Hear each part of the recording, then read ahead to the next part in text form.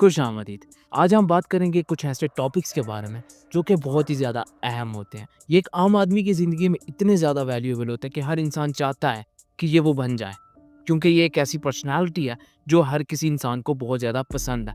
Although films में भी इसका इस्तेमाल किया जाता है और आपकी नेगेटिव साइड को इतना पावरफुल दिखाया जाता है कि उसको देख-देख के इंसान सोचता है कि यार हम भी वैसे बन जाएँ। तो आज मैं आपके लिए कुछ 6 स्टेप्स लेकर आया हूँ जो कि आपको मिस्टीरियस इंसान बना देंगे। मिस्टीरियस इंसान बनना हर इंसान को बहुत ज़्यादा पसंद होता है। इवन कि मुझे भी बहुत ज़्यादा पसंद है क्योंकि जब तक आप मिस्टीरियस रहते हैं बहुत सारे लोग आपको समझने से कासिर होते हैं और आपकी इज़्ज़त बरकरार रहती है। लेकिन जैसे ही आप मिस्टीरियस पर्सन से हटते हैं तो हर इंसान आपको बहुत बेहतर तरीके से जानने लग जाता है। अब ये आप पे डिपेंडेड है कि आप अपनी इन स्किल्स को कैसे इम्प्रूव करके become more good mysterious person बनते हैं या एक खुली किताब बन जाते हैं जैसे कि हम हैं। हम कहते हैं कि हर इंसान हमारे बारे में सब जानता हो लेकिन ऐसा नहीं है। कभी-कभार मिस्टीरियस पर्सन बनना काफ़ी वैल्यूएबल होता है और कभी-कभार नहीं।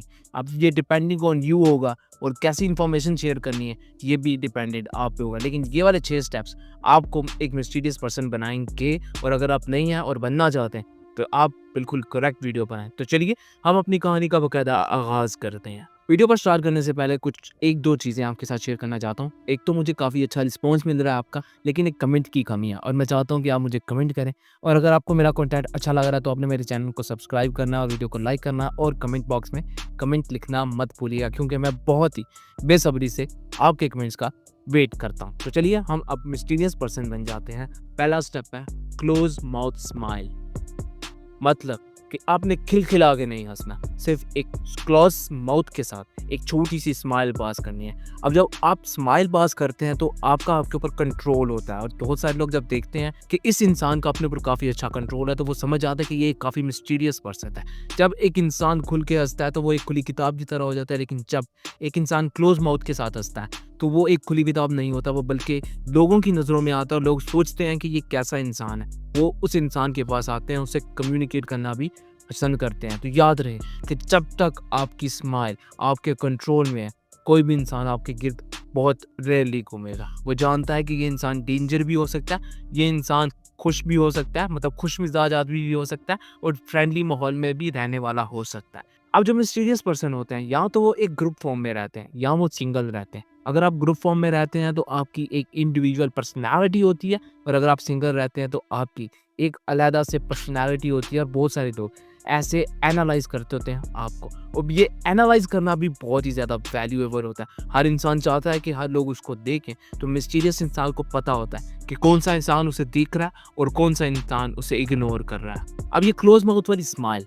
नेगेटिव रोल यूज़ करता होगा। जब भी आपने विलन को देखा होगा वो एक छोटी सी स्माइल पास करता है, उसका अपने ऊपर इतना कंट्रोल होता है कि उसकी स्माइल उसकी इजाज़त से ही चल रही होती है। वो अपना माउथ कभी भी ओपन नहीं करता, लाइक नहीं करता, हम लोग करते हैं। हीरो करता है अक्सर। हीरो को आपने देखा होगा वो हमेशा खिलखिला के हँसता है। लेकिन एक मिस्टीरियस पर्सन जो फ़िल्म में विलन होता है वो नहीं हँसता। इवन कि जो करैक्टर होता है वो काफ़ी सीरियस होता है, लेकिन जैसे-जैसे उसकी पर्सनैलिटी चेंज होती है, उसकी स्माइल भी टाइम टू टाइम चेंज होती है। अब याद रहे जब भी आप फ़िल्म में विलन को एनालाइज़ कर रहे होंगे तो आपको उसके अंदर बहुत सारी ऐसी पर्सनैलिटीज़ मिलेंगी या ऐसी चीज़ें देखने को मिलेंगी जो कि आपको एक मिस्टीरियस इंसान बनाने में बहुत ज़्यादा वैल्यूएबल होगी। आई नो कि वो काफ़ी टफ हो जाता है। अगर आप चाहते हैं कि वैसे टिप एंड ट्रिक्स आपके पास भी हो तो आपने मुझे कमेंट बॉक्स में विलन लिखना है, जिससे मैं सारे विलन्स को एनालाइज़ करके कुछ मेन कंपोनेंट निकाल कर आपकी पेशे खिदमत लाज़मी करूँगा। नेक्स्ट स्टेप कहता है लेट्स एक्शन स्पीक। अब बहुत सारे लोग बोलते हैं और काम नहीं करते, लेकिन जो मिस्टीरियस पर्सन होता है वो काम करता है, खामोशी के साथ करता है।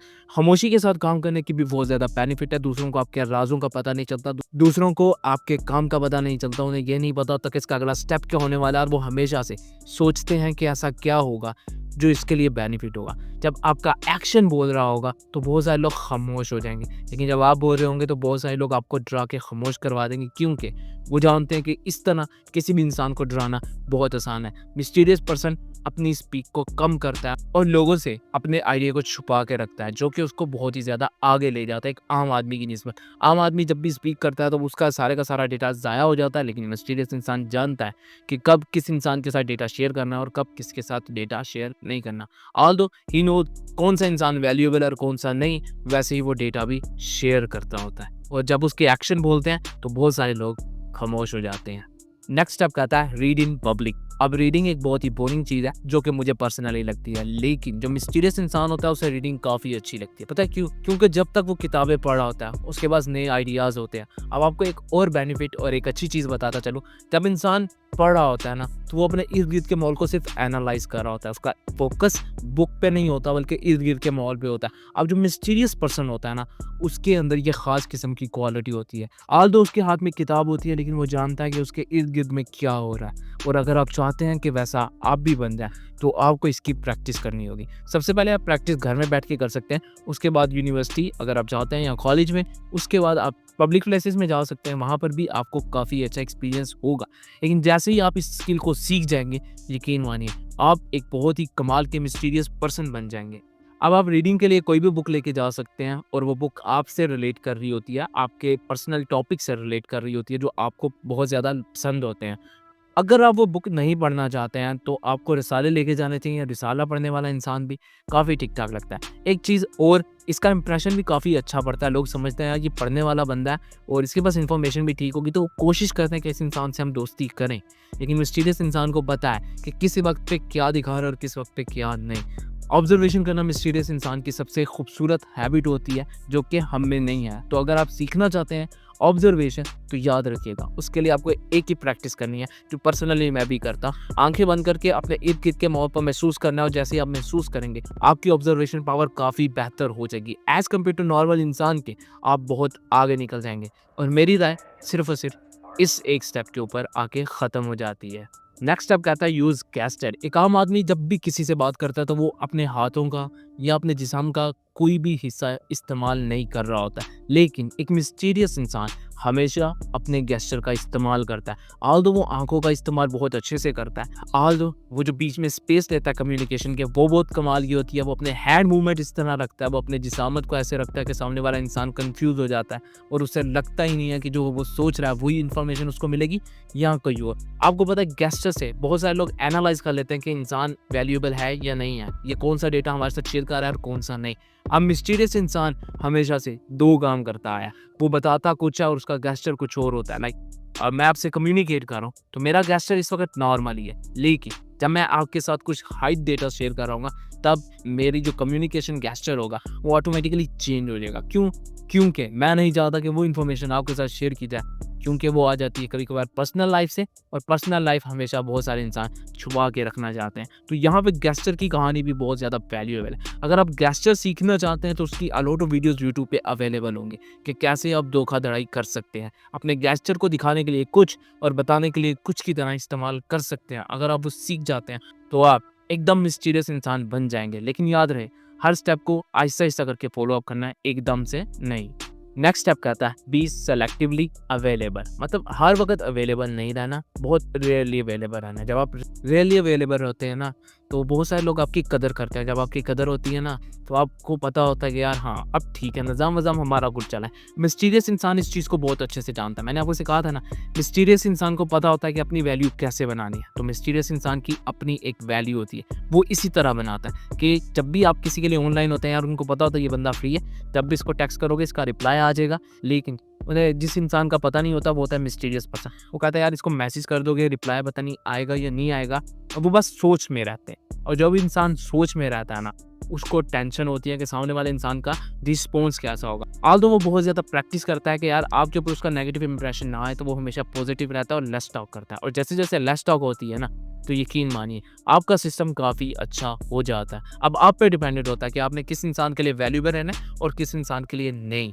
अगर याद रहे, अगर आप चाहते हैं कि सबके लिए सेम हो, तो सबके साथ सेम बिहेवियर रखना होगा, चाहे वो आपका पर्सनली कोई भी रिलेटिव हो या आपके कोई चाहने वाले, क्योंकि दोनों में आपने अपने आप को प्रेजेंट करना होता है। लास्ट स्टेप कहता है share less about your self. मतलब इतनी सी इन्फॉर्मेशन आपने शेयर करनी है। लोगों के साथ सिर्फ वही डेटा शेयर करना है जो आप शेयर करना चाहते हैं, वो डेटा शेयर नहीं करना जो आपकी पर्सनल लाइफ से है और आप उसको चाहते हैं कि वो पब्लिकली ना हो। बहुत सारे लोग इस टेक्निक को यूज़ करते हैं, ऑल्दो पॉलिटिशियन भी इस टेक्निक को यूज़ करते हैं, आपके कैमरामैन और उसके साथ साथ आपके रिपोर्टर भी, ये हर चीज़ में ये टेक्निक यूज़ की जाती है। रिपोर्टर की इन्फॉर्मेशन हमेशा कम दिखाई जाती है, कैमरामैन की इन्फॉर्मेशन हमेशा कम दिखाई जाती है। हालांकि जब आप फिल्म्स देखेंगे तो उसमें भी विलन्स की इन्फॉर्मेशन थोड़ी कम दिखाई जाती है। क्यों? क्योंकि विलन के बारे में जानने में बहुत ज़्यादा क्रिएटिविटी होती है। एक छोटी सी एग्जांपल मैं आपको सलार से देना चाहूँगा। सलार में एक करैक्टर होता है पंडित। पंडित की स्टोरी बहुत ही ज़्यादा स्ट्रॉन्ग है। अब वहाँ पे सारे लोग पंडित की बात तो करते हैं, लेकिन पंडित का करैक्टर क्या होता है, ये बहुत सारे लोगों को जानने की मतलब चाहते हैं कि वो जानें। तो वो क्यों चाहते हैं? वो इसीलिए चाहते हैं क्योंकि पंडित ने अपने बारे में थोड़ी कम इन्फॉर्मेशन शेयर किया। और जो इंसान अपने बारे में थोड़ी कम इन्फॉर्मेशन शेयर करता है, लोगों को लगता है ये मिस्टीरियस पर्सन है और हम चाहते हैं कि इसके बारे में हम और जानें, तो वो उसके साथ कनेक्टेड होना शुरू हो जाते हैं। तो याद रहे, मिस्टीरियस इंसान बनने के साथ आपके लिए कम्युनिकेशन भी काफ़ी अच्छी हो जाएगी। आपकी लाइफ में बहुत सारे नए लोग आएंगे क्योंकि वो चाहते हैं कि वो भी आप जैसा बने और वो आपके असल अंदाज में आना पसंद करेंगे। अगर आप मिस्टीरियस इंसान बनना चाहते हैं तो इन स्टेप को फॉलो अप करें। इन स्टेप को फॉलो अप करने के बाद कॉन्ग्रेचुलेशन, आप लोग एक मिस्टीरियस इंसान बन गया। और जैसे आप मिस्टीरियस इंसान बनेंगे तो कमेंट बॉक्स में आपने यस लिखना, क्योंकि मैं चाहता हूँ कि मेरी तरह आप भी वैसी पर्सनैलिटीज़ बने जैसी मैं बनना चाह रहा हूँ। So this is the pretty much end of this stories. I will catch you in the next